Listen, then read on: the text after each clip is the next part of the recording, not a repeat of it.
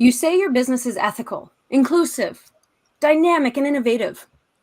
But how is that showing up in your actions? Do people know it? I'm not so sure. That's why we have Thomas here today, and he's going to tell us a little bit about himself, why this topic matters to him, and why it should matter to you. Thomas, welcome to the show. Hello, thank you for having me on. So, a little bit about me. I am a writer, an advocate, a storyteller, a game master.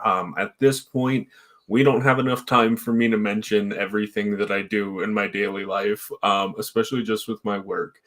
But my work is cemented in the idea that all people deserve sensory friendly events. You don't have to have a diagnosis to be able to appreciate them. You don't have to have, you don't have to have this idea that this is just for people with a diagnosis. Sensory friendly work, be it public speaking, Dungeons and Dragons, whatever, is something that should and ultimately must be designed for all people, as especially in today's day and age, post COVID era. So many things going on. People need a safe space. In my work, what I also like to focus on is the idea that accessibility matches people in everything that they are. A lot of people have the belief that accessibility is a wheelchair ramp or making sure someone has noise levels. I'm actually a big advocate that accessibility is honoring all of who a person is. I'm a big part of a movement trying to make that more of a reality, honoring the mental, the spiritual, the physical, all of who a person is. And going off of why I believe my business is ethical, one of the core things in my work is really this idea, and I know it's hard for a for-profit business to do this, but I believe in putting people first. I know that that's something a lot of businesses do, but especially within the neurodiverse and underserved communities, a big part of my work is charging as little as I possibly can. So my D&D games, I make to make sure that everything honors my players. I don't trigger, and a lot of people in the community I work with charge like 17, $20 per person. I work very hard to keep that like $5. I've even done sponsorships for people because what a lot of people don't realize is, if you haven't experienced this, is $5 can be the driving line between getting a meal and having a safe appointment with a doctor. The other thing that I work to do is I'll counsel my people who show up. I will work with them to make sure that I'm actually matching what they want. And even outside of just fiscally, a lot of what I do for a profit business is actually serving the community for free. And outside of money in general, what I do is to make sure that I am advocating by communicating with the community, honoring what people say they need, what they want, working with them to acknowledge the fact that, if someone's an adult, a teenager, youth, they have a lot better aspect of what they want and what they need than a lot of people believe. A big part of my work in that is actually advocating for the mindset that teenagers and youth have the ability, if they're given the opportunity, to be respected, to be treated as individuals more than their diagnosis, in the very much in the person first mindset, that they have the ability to thrive. I also work diligently with organizations like Colorado APSI, which is an organization that believes that all people deserve work. I have recently partnered with the Colorado state to become a part of a initiative to help with accessibility. But all of this is very flowery. It's very simple to say, oh, the person is doing good work. But at the end of the day, the main thing that I really work to do is to make sure that the people who show up to my events, the people who listen to me talk, they know that they're valued. One of the simplest ways to make people feel special is to value them, look at them as whole people, and really make sure that they are appreciated fully. A lot of businesses don't do that as much as they should, in my opinion. A lot do. That's kind of the core of my focus. I think this is really interesting. There are a lot of themes that pop up, even when you're just, I mean, you've listed out so many different angles and opportunities for many businesses. And it's funny because even though I know a lot of businesses who will say that they run an ethical business, that they're an inclusive business, that they are people first. This is a huge buzzword across the entrepreneurial space and the small business space. We're people first, people centered. And yet we find some disconnect in our actions or excuses for why there may be disconnect. And now I don't want to, rub any salt in wounds or call people out for, oh, you're horrible. It's nothing like that, but it's more along the lines of let's approach this from a growth mindset and understand that you can be profitable while also being ethical and inclusive. You talk about charging lower prices, and there are going to be many people, including myself, who will say, charge what you're worth. Right? And that's true. But the fact of the matter is, if you have a business model, and this can be done quite easily if you just sit down and do it. If you have a business model that's structured in such a way that provides people who can afford certain fees to pay the certain fees, but then maybe you have a scholarship or a scholar or just a subsect where you can charge a lower fee for very similar offerings and still be a lucrative business. You just need to think in a way that's more open-minded and that actually actions your inclusive mentality. Does that feel in alignment, or am I way off base? I think that's very true. I think for a lot of people, I have a very long experience in this field. I've gained a lot of knowledge. I would say for a lot of people, there is that mentality, charge what you're worth. And I think for a lot of people, when they jump to that, they're like, "Oh, I'll charge $200-300 for a project because I put a lot of work in." But one thing that I would challenge to that mindset is if you're working with underserved communities or you want to be a for-profit business for those who don't have a lot of money, charging what you're worth can mean very different things. You can have a fiscal aspect to it, but you also can have so a lot of my work has grown because part of me charging what I'm worth is I've compounded that for multiple people towards an event, but it's also me establishing myself with organizations, with my people, by providing high quality work at a price that's actually lower than what I would say is always reasonable. But I'm building trust, I'm building communities, and my belief is I would always rather charge less than what some people would say I'm worth for the sake of building my reputation, for the sake of connecting with the community, and then potentially landing clients that are larger while Mm-hmm. still doing the work and making that some of that money back. There's also a lot of really creative ways that you can build a reputation, build what you're worth. Because I would always say when you're working with these communities, what you're worth and what you're doing may not always line up.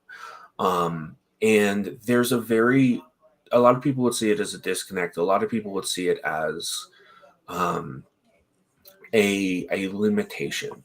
But I would actually say what you're worth in those moments may be what they're receiving, what they're getting, what you're getting is that actual human connection, that power. And I will say, as someone who started off with one group charging $5, I was actually able to pivot that to like 8, 10 groups right now that I run on a regular basis. And because I was willing to sacrifice, because I was willing to keep my mindset towards the end goal, my first year, I had a very significant loss. My second year, I was able to make that up. This year, I'm because of my reputation, because of my value for what I offer for a very low price. It is ultimately a lot for a very underserved community. I'm already on track a few months into this year to break what I made last year. That all sounds great, but what the best part of it is I've made connections, I've made friends, I've connected with community organizations, and my reputation has gone somewhat global at this point. I've appeared on podcasts, I've appeared in other talks. I have some schools interested in Africa talking to me, and it's because I was willing to sacrifice for the sake of the people I work with, and it's growing rapidly. I should state I opened my business in 2021, like December 21, 2024. It's growing faster than I can almost handle from time to time. So, That's nice. And also, I actually just recently wrote an article about this idea of like shifting your mindset a little bit around your success, because a lot of people tie then their success to their finances, and then both of those things to their worth. Mhm. And this is obviously problematic for anybody who's in the mindset space or who's in the wellness and humanities space, because to tie your personal worth to something as arbitrary as your finances, what you're making, can be very counterintuitive. And in fact, if you can then shift your worth, your intrinsic worth, to something a little bit more profound, like the impact you're having on the people around you, what happens is, and you're a great example, the finances follow. Mhm. People will want to pay for that. They'll want to get to know you, want to be in your world. And then the right people will pay you the top dollar, while you can continue to serve the people who can't necessarily pay you that much. It's amazing, an amazing case study, honestly, of the approach that feels backwards, but has such an amazing impact. Now, another part of this, though, is we're talking about ethics, right? We're talking about being ethical in business, and sometimes people can bristle at that because they go, "Oh, well, I thought I was ethical, and if you call me unethical, now I'm a monster." Well, no, that's not necessarily what we're thinking. So let's start that part of the conversation by saying, like, what is ethical? What does that mean? What does, like, I mean, at its roots, what would you say, in your opinion, is to be ethical? So I think that's a great question. I think this is one of those things that for me, it's a very particular thing, and it could mean many different things for many communities. But I would say, like, the simple answer is me getting done with my work and knowing that I've made an impact. I've listened to people, I've understood them, I've put them before what people expect them to be. Um, Another way of saying it is, one of the resounding ways that I know I run an ethical business. One of the work I do, I work with youth. I work with a lot of people many would call problematic or difficult. I really don't like a lot of the words people use to describe youth, and I actually use the word youth to describe a wide range because I've become a very strong advocate against the idea of child and childish being used as a derogatory term. I really don't like that. But I would say for me, other than that internal gratitude, is when I get out in the community, the results of being. One of the best stories I ever got was I got a letter from a parent recommending me, and she said essentially, Thomas is the best. He runs this group. My youth is excelling. He's always mindful. Another one was just this last Christmas. One of my players in a D&D group, Dungeons and Dragons, surprised me with a Christmas gift. He had been playing for a few months. They went to the Harry Potter theme park and brought me back a chocolate That's exciting wand. for me. He brought me back a chocolate wand and some Oh, of those jelly bean things and a Birdie bots. $50 gift card, and Oh, I was that's so just special. stunned. And the mom was looking at me with like this look of like, you're amazing. And he asked to hug me and said, "You're the best game master ever because you pay Oh, attention to people, you help them through, and you still make the game work." And in less vague terms, I make people feel special. I listen to their needs. I honor who they are. I mean, at this point, I don't have employees, and there are very particular reasons because the work I do is very hard. But I also want to make sure that I'm honoring who a person is. I'm listening to businesses and being flexible. I'm appreciating their needs and understanding. And I think a lot of ethics in business people lose track of is just the human connection side of things. You can have an absolutely amazing product, but if you don't follow that up with being a good person by being like listening, appreciative, understanding, helping when things go bad, being flexible, like people will walk away. I know, for you know something example, I'm hearing? I just this is there's I'm all tongue tied now because there's so much and it's so beautiful.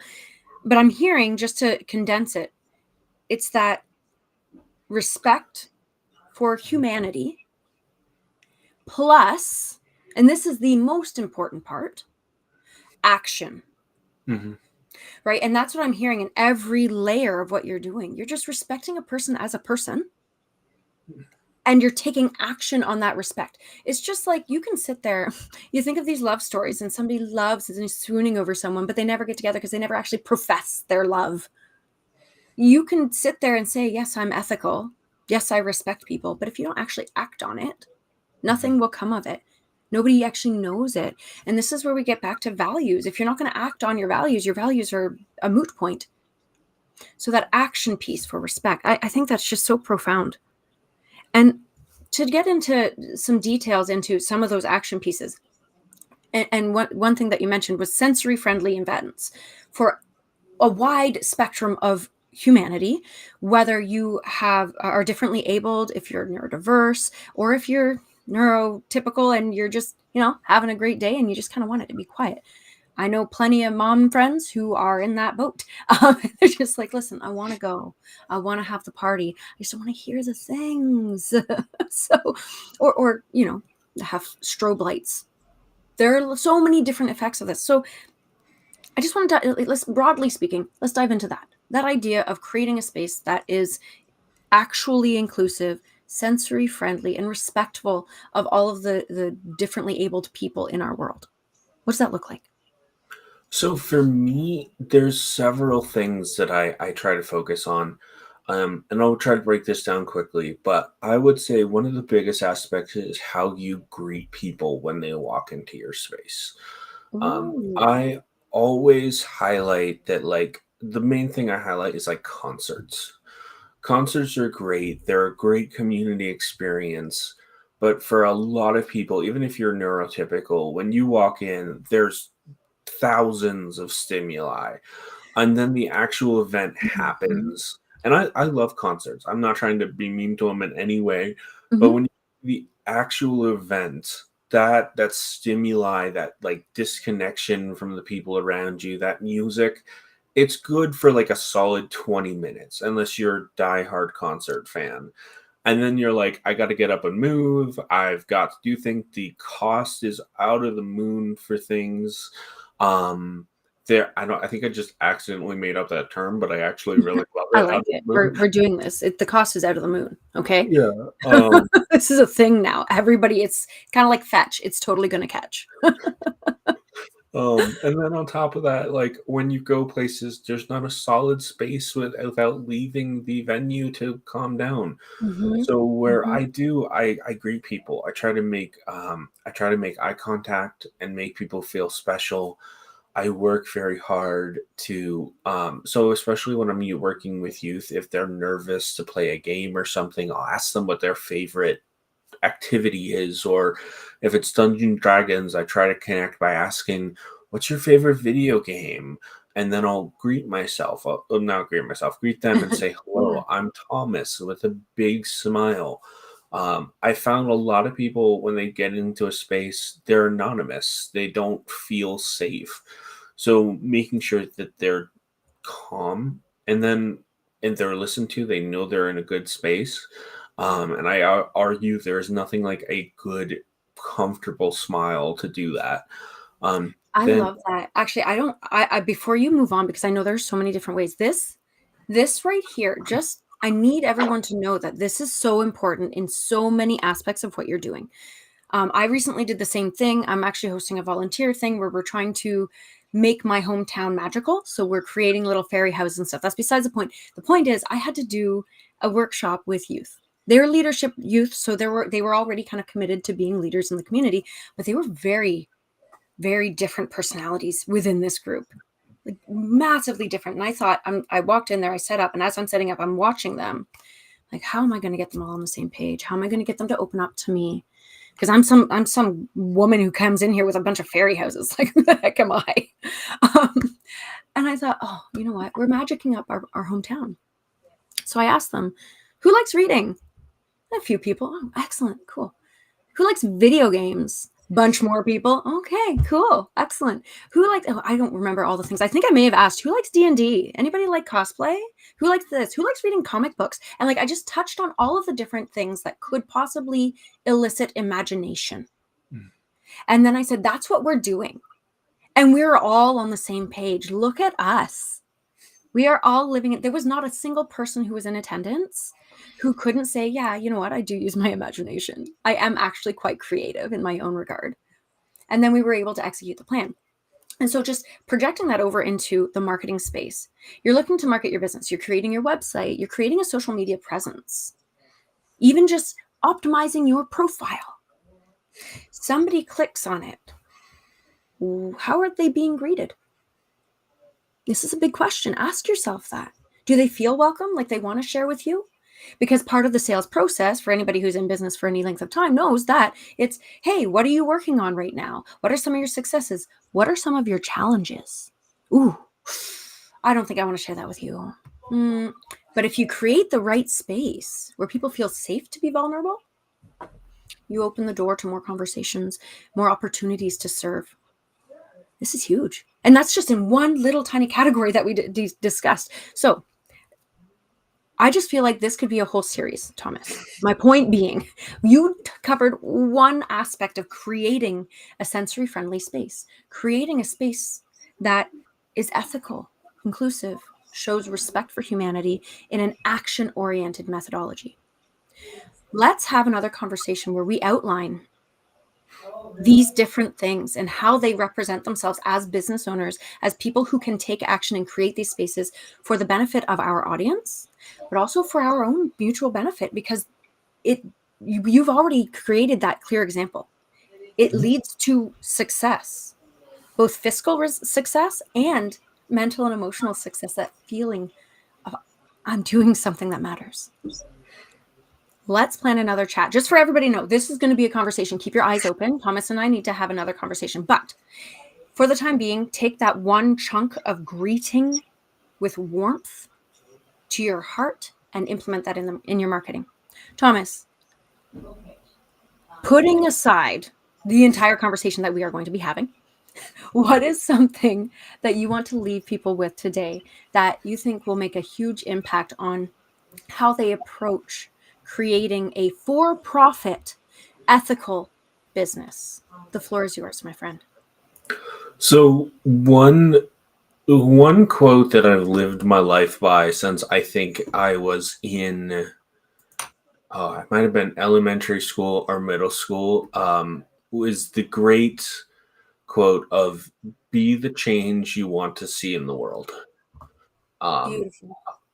I love that. I found that is a core aspect of just so many different ethics, so many different things. The only thing that I would add to that is after you say that, after you start implementing that, listen to your community, listen to the people around you, and if you need to make changes, make changes. Beautiful. Beautiful. I love that. If you need to make changes, make the changes because you've got it in you. Now, how can people get to know you, Thomas? How can people reach out? So you can definitely reach out to me on LinkedIn. I know that there's that banner popping up there. I also have my link tree. If you want, you're more comfortable on LinkedIn, feel free to reach out. I'm always a believer that questions are the pathway to power as well. So if you have questions for me, please let me know. Stay And curious. That's right. No, I love that. That's so beautiful. Now, it was funny that you said the be the change, and I was trying to there we go. Because I remembered I have a notebook with that exact quote on it, and it was the same idea. It was just that I looked at it and I said yes, and I bought it. Now this is a sketchbook that I haven't broken. It's a virgin sketchbook, and it's beautiful. But that quote, I think, impacts so many people, and I want everyone to understand that you can do it. You have that power. And if you recognize it, once you become aware of it, you need to scratch that itch. Like, you have a responsibility and And don't give away your power. I'm always telling you, don't give away your power. Take that power, hold it tight, and make it happen. And you can do that by contacting Thomas. This is the one tiny, simple step you can take. If you're like, okay, I recognize, what? I don't know what to do. Contact Thomas. Simple, easy. LinkedIn, Thomas, done. And you're already 10 steps ahead of the rest. So with that, I invite you all to make sure that you like, subscribe, follow, share with your friends, and please comment. This is a conversation starter, and you're a part of it. So let's chat soon.